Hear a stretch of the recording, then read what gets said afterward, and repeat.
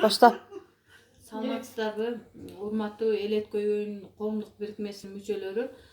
Биз бүгүн мына Московский район Спартак айылында ушундай карапайым эл менен жолугушуп, ушул жерден көйгөйлөрүбүз көтөрүлүп атат.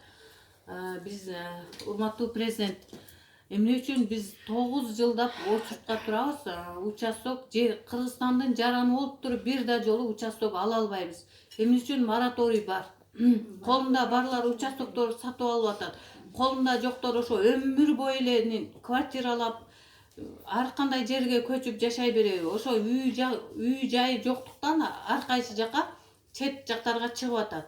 Ушул биздин эң талап кыларыбыз мораторийди алып, элдерге участок берилсин деп ошону талап кылат элек.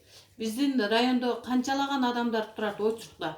Бирок жок дегенде Кыргызстандын жараны катары бир жолу дагы участок алынбайт. Эмне үчүн Кыргызстан боюнча жер берилбейт?